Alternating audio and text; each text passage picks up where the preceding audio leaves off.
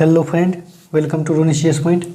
दोस्तों, आज हम यहाँ पे पाचन तंत्र का जो बाकी का जो प्रश्न है उसको हम सॉल्व करेंगे।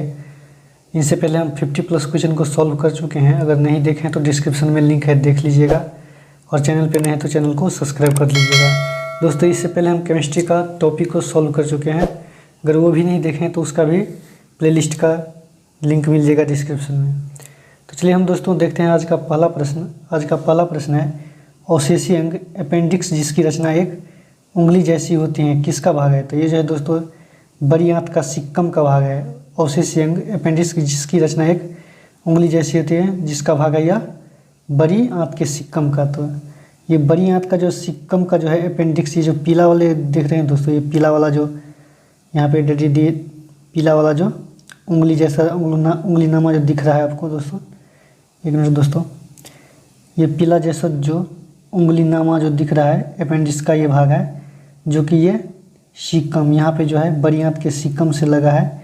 इसको ही हम बड़ी आंत का सिक्कम से जुड़ा होता है।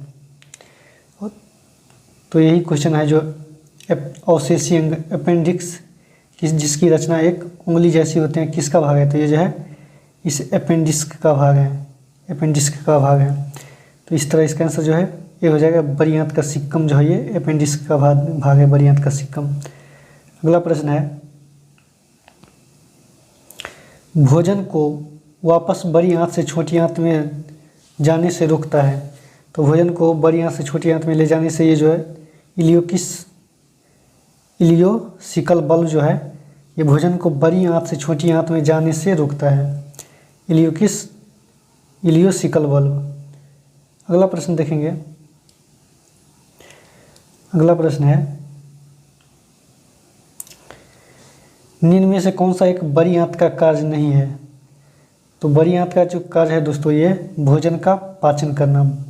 यहाँ पे भोजन का पाचन नहीं होता है, बल्कि भोजन का जो है मल के रूप में निकलता है। बड़ी आंत में जो है पानी का अवशोषण होता है और ये मल के रूप में जो है बड़ी आंत में होके निकलता है। अगला प्रश्न है,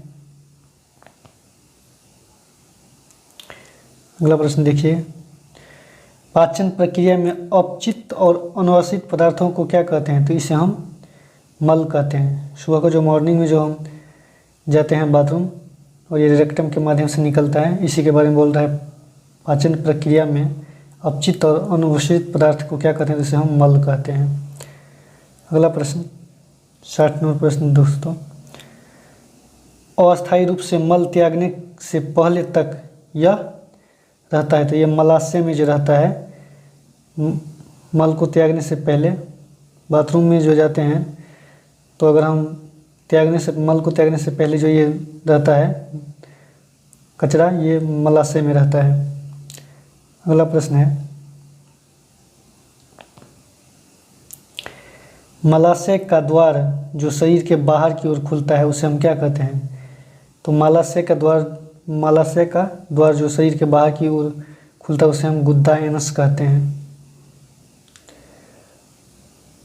अगला प्रश्न, निम्नलिखित में से कौन सा एक पाचक ग्रंथि नहीं है?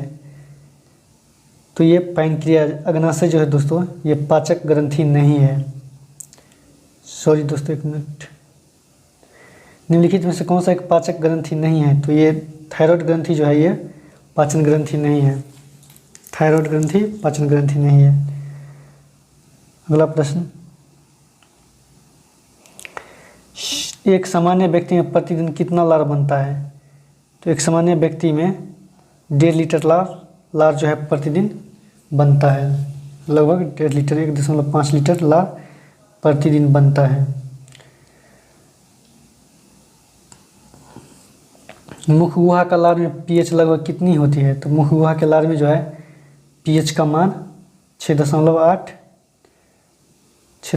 रहता है। पीएच मान 6.8 होता है मुख गुहा के लार में पीएच मान। अगला प्रश्न, लार में कौन सा एंजाइम कार्बोहाइड्रेट को माल्टोज में तोड़ता है?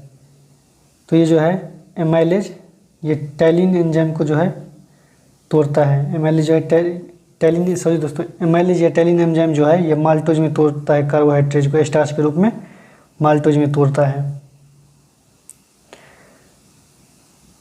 अगला प्रश्न है, डाइस में कार्बोहाइड्रेट के पाचन के लिए कोई एंजाइम नहीं है। डाइस में कार्बोहाइड्रेट के पाचन के लिए कोई एंजाइम नहीं है, तो ये अमाशय में जो है दोस्तों कोई एंजाइम नहीं है, बल्कि इसमें हाइड्रोक्लोरिक अम्ल, रेनिन और पेप्सिन रहता है। अमाशय में जो है कार्बोहाइड्रेट के पाचन के लिए कोई एंजाइम नहीं है, क्योंकि कार्बोहाइड्रेट का जो पाचन है दोस्तों ये मुख गुहा से होता है। अगला प्रश्न, अमाशय में दूध में उपस्थित प्रोटीन को पेप्टोन्स में कौन सा एंजाइम तोड़ता है? तो इसको जो है रेनिन एंजाइम जो है दूध में उपस्थित प्रोटीन में केसिन को पेप्टोन्स में के एंजाइम में तोड़ता है, ये रेनिन।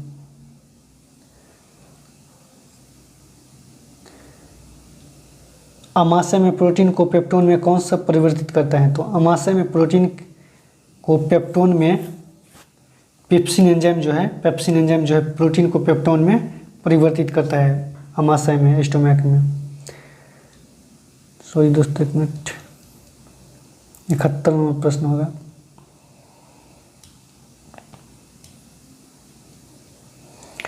सॉरी दोस्तों,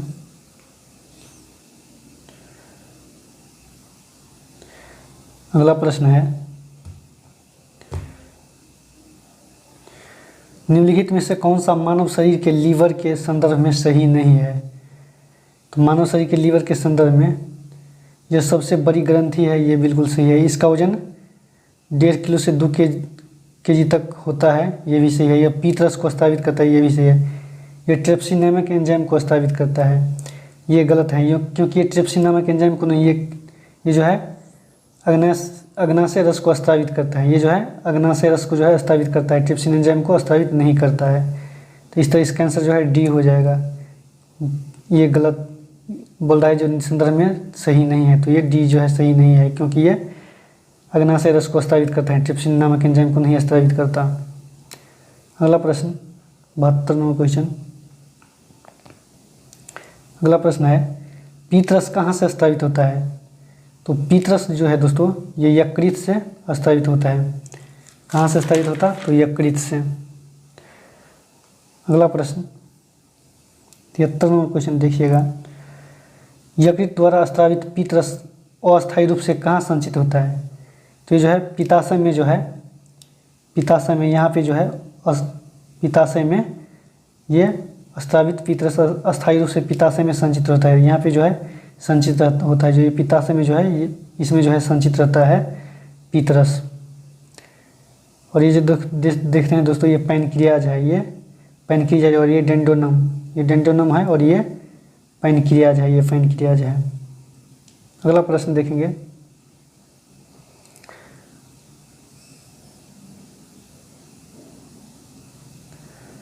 अगला प्रश्न है दोस्तों, मनुष्य में पित्त के संदर्भ में कौन सा सही नहीं है? तो इसके पीएच का मान 7.7 से 8.4 होता है। इसका पीएच मान 7.7 से 8.4 होता है, ये सही है। प्रतिदिन ये 600 ml से 1 लीटर तक बनता है। पित्त जो है मानव शरीर में प्रतिदिन 600 ml से 1 लीटर तक बनता है, ये बिल्कुल सही है। इसके पास कोई एंजाइम नहीं होता, ये भी सही है। और यह वसा का पैसीकरण नहीं करता। तो इस बारे में दोस्तों ये गलत है, क्योंकि ये वसा का पैसीकरण करता है। इस तरह इसका आंसर जो है डी हो जाएगा, डी। अगला प्रश्न, निम्नलिखित में से पीत रस में पाया जाता है? तो पीत रस में जो है दोस्तों जल पाया जाता है, पीतवर्णक बाइल पिगमेंट पाया जाता है, और सोडियम बाइकार्बोनेट पाया जाता है। ये सभी जो है पीत रस में पाया जाता है। अगला प्रश्न है, क्षेत्र निम्नलिखित में से किसमें बिल्बिउरिन नामक वर्णक पाया जाता है? तो बिल्बिउरिन, तो ये पीत रस में जो है बाइल जूस में जो है बिल्बिउरिन नामक पीत वर्णक पाया जाता है। इसी के कारण जो है ये अगर बढ़ जाता है तो बिल्बिउरिन नामक वर्णक जो बढ़ जाता है, तो इसी के कारण जो है जॉन्डिस पीलिया जो है देखने को मिलता है, पीलिया बीमारी।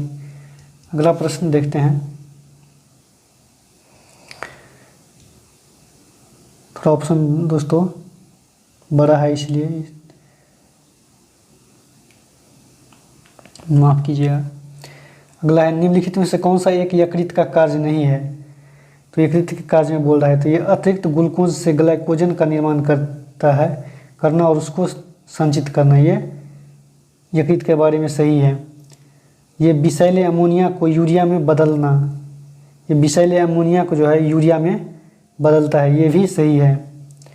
और ये बेस्को में आरबीसी का निर्माण करता है। दोस्तों ये बेस्को में आरबीसी का निर्माण नहीं करता है, ये जो है गलत है। ये फाइब्रिनोजन और हिपेरिन नामक एंजाइम का निर्माण करता है, ये भी सही है। तो ये जो सही नहीं दोस्तों, ये बेस्को में आरबीसी का निर्माण करता है, ये सही नहीं है। इस तरह इसका आंसर सी हो जाएगा, क्योंकि आरबीसी का निर्माण जो है दोस्तों ये अस्थि मज्जा में होता है। अगला प्रश्न है मानव शरीर के भाग और उसकी आकृति से संबंधित गलत विकल्प चुने। तो पित्ताशय, नाशपत्ती। पित्ताशय का जो है दोस्तों साइज जो है ये आकार वो नाशपत्ती की तरह होता है, ये बिल्कुल सही है।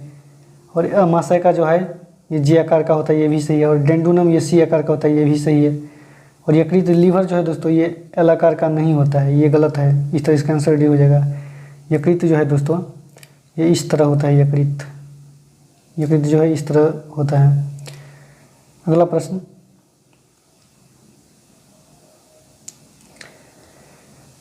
मनुष्य में अमाशय का संदर्भ में कौन सा असत्य है। तो ये शरीर की सबसे बड़ी ग्रंथि है, यही गलत है।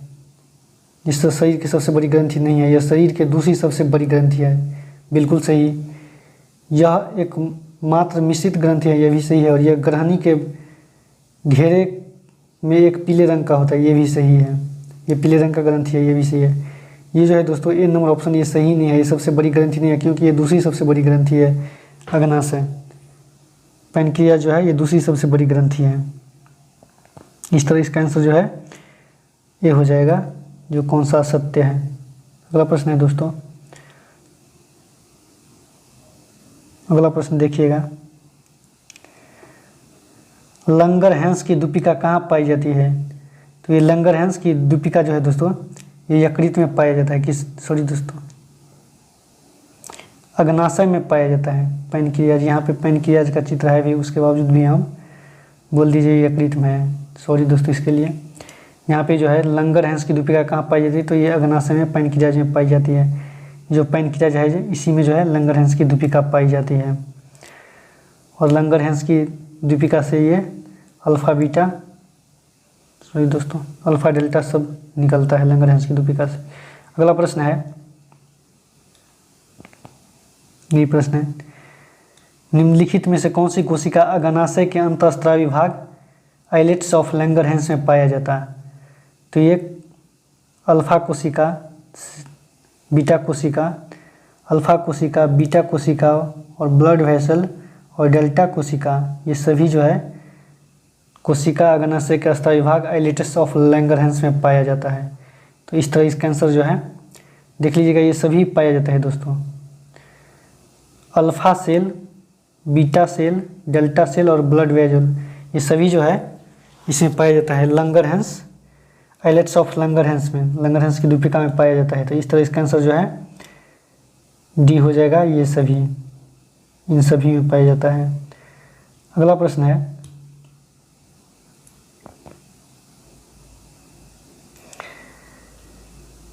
आइलेट्स ऑफ लंगरहैंस के विभिन्न कोशिका और उनसे स्रावित हार्मोन के संदर्भ में सही मिलान चुनिए।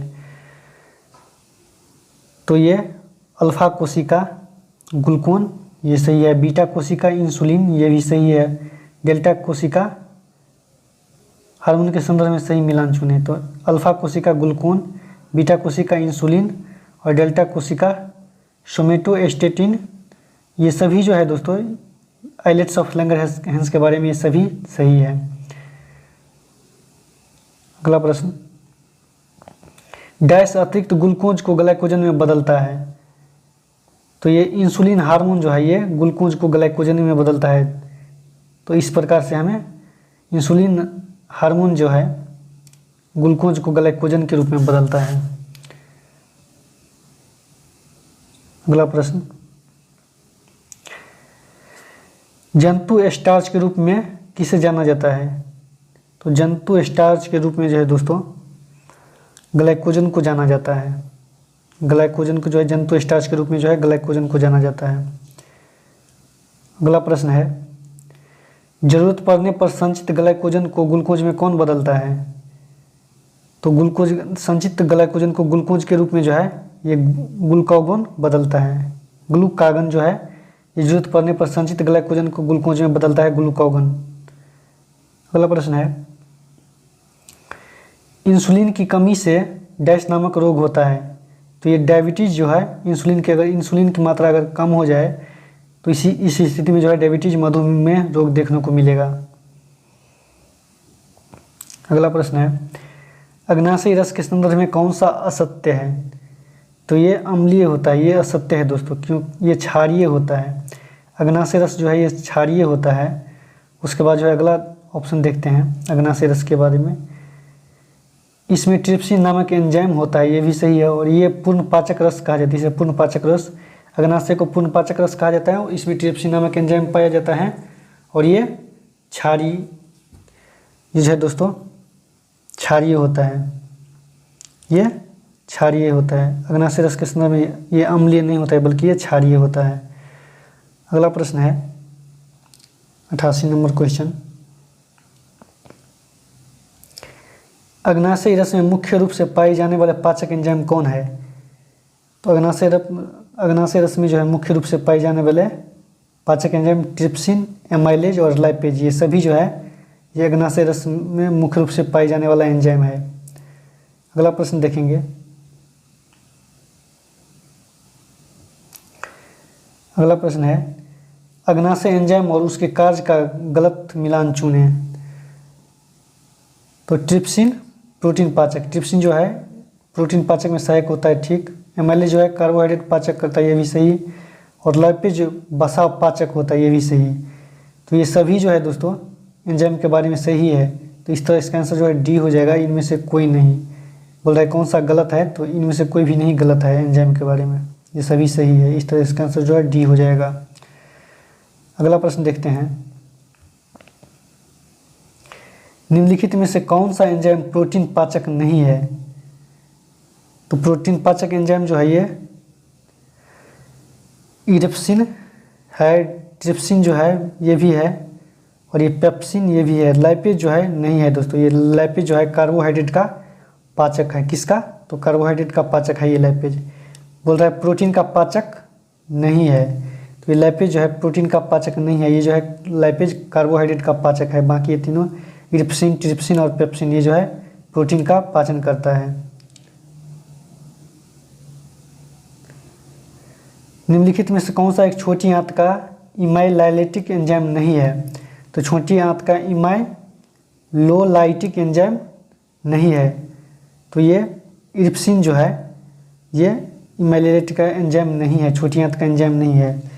तो ये जो है दोस्तों इरिप्सिन जो है ये इमाइलोलाइटिक एंजाइम नहीं है, बल्कि ये प्रोटीन का एंजाइम है। किसका एंजाइम है? प्रोटीन का एंजाइम है, प्रोटीन का पाचक करता है इरिप्सिन जो है। और ये माल्टोज, लैक्टोज, सुक्रोज जो है कार्बोहाइड्रेट इमाइलोलाइटिक एंजाइम है। अगला प्रश्न देखेंगे, मनुष्य में अंतिम पाचक कहाँ पर होता है? तो मनुष्य में अंतिम पाचक छोटी आंत में, स्मॉल इंटेस्टाइन में जो है होता है, छोटी आंत में अंतिम पाचन जो है छोटी आंत में होता है। अगला प्रश्न देखेंगे,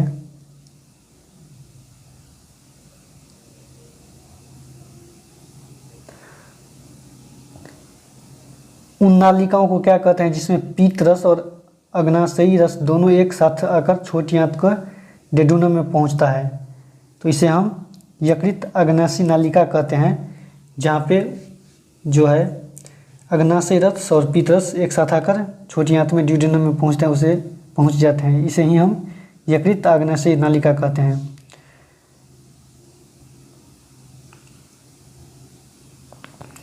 वसा का पाचन मुख्य रूप से कहाँ पर शुरू होता है?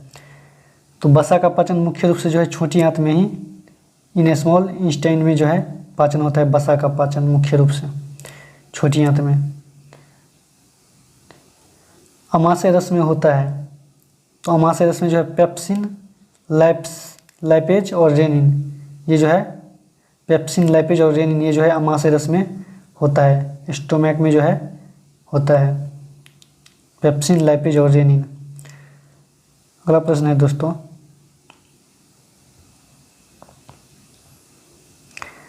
सक्सस एंटीरिकस नामक नाम दिया। तो सक्सस एंटीरिकस नाम जो है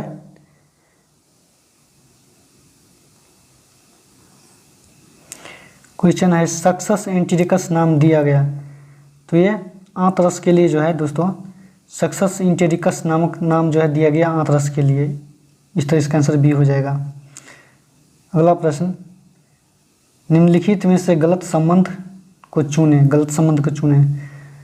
तो लार ग्रंथि, पैरोटिड ये सही है, और बिलिरुबिन और विलवर्डिन ये भी सही है, और वसा का पाचन लाइपेज में होता है ये भी सही है। स्टार्च का जल अपघटन पेप्सिन ये गलत है। लार ग्रंथि, पैरोटिड, बिलिरुबिन, बिलिवर्डिन और वसा का पाचन लाइपेज ये तीनों जो है सही है, बाकी ये जो है डी गलत है। इस तरह इसका आंसर जो है डी हो जाएगा। अगला प्रश्न है, पीलिया में कौन सा अंग प्रभावित होता है। तो पीलिया में जो है लीवर जो है दोस्तों, जिगर जिसे यकृत भी कहते हैं, जिगर प्रभावित होता है, जिगरा जो है खराब हो जाता है। अगला प्रश्न देखेंगे, कुप्फर कोशिका किसे कहते हैं। तो कुप्फर कोशिका इसी यकृत लीवर को कहते हैं। अगर कोई आदमी अगर जहर खा ले और उस स्थिति में जो नहीं मरता है, तो यही जो है कुप्फर कोशिका जो है सूचना देता है जो ये जहर खा लिया है, इसको नहीं मरने दो।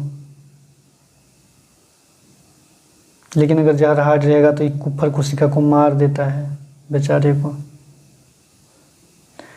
अगला प्रश्न देखिए, क्वेश्चन बड़ा है दोस्तों। जब मनुष्य के पाचन समाप्त होता है तब जटिल पोषक तत्व और उसके अंतिम रूपांतरण के संबंध में कौन सा मिलान नहीं है। तो वसा, अम्लीय, ग्लिसरॉल ये सही है। प्रोटीन एमिनो अम्ल में, प्रोटीन जो है एमिनो अम्ल में बदल जाता है। कार्बोहाइड्रेट जो है ग्लूकोज और फ्रुक्टोज में और गैलेक्टोज में बदल जाता है। और सेल्यूलोज जो है दोस्तों ये ग्लूकोज में बदलता है, ये गलत है। इस तरह इसका आंसर जो है डी हो जाएगा। वसा जो है बसीय अम्ल और ग्लिसरॉल में प्रोटीन जो है एमिनो अम्ल में बदल जाता है, और ये कार्बोहाइड्रेट ग्लूकोज और फ्रुक्टोज में बदल जाता है, लेकिन ये सेल्यूलोज जो है ये ग्लूकोज में नहीं बदलता है। इस तरह इसका आंसर जो है डी हो जाएगा। इसके संबंध में ये मिलान सही नहीं है। तो आज का सेशन समाप्त हुआ दोस्तों, मिलते हैं अगले वीडियो में। अगर वीडियो अच्छा लगे तो लाइक शेयर सब्सक्राइब जरूर कीजिएगा। नई चैनल है दोस्तों, सपोर्ट कीजिएगा, अपने फ्रेंड को शेयर कीजिएगा। इसके लिए धन्यवाद। मिलते हैं अगले वीडियो में।